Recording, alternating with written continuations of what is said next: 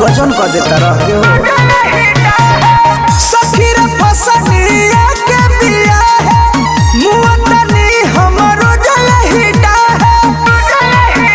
ई तो बिगड़ल मिजाज मन सोखा हो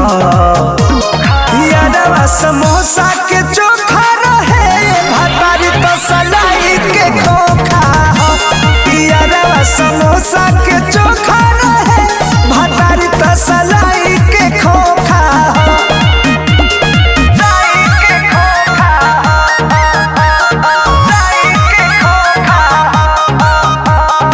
Music by Sad Rock.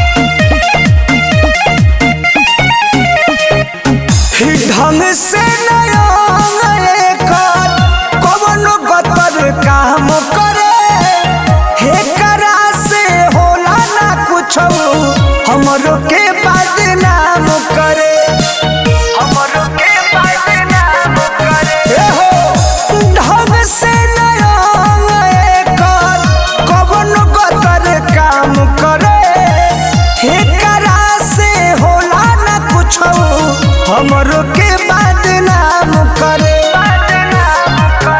देह महकेला जैसे कि बोका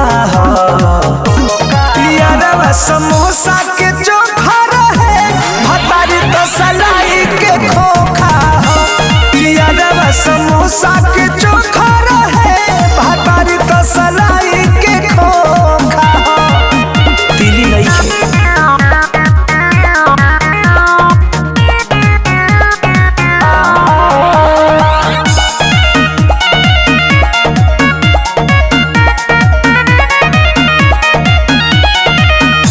इरिसद में करती पर मोधे यार हो बड़ी चटकार रहे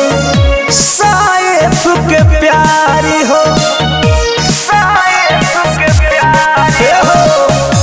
इरिसद में करती प्रेमी पिंटू यार हो बड़ी चटकार रहे संतोष के प्यारी हो लगे रहन ये करता अनोखा हो यादवा समोसा के चोखा रहे भतारी तो सलाई के खोखा हो यादवा समोसा के चोखा रहे भतारी तो सलाई के खोखा हो जरत नहीं खेती लियो करा से।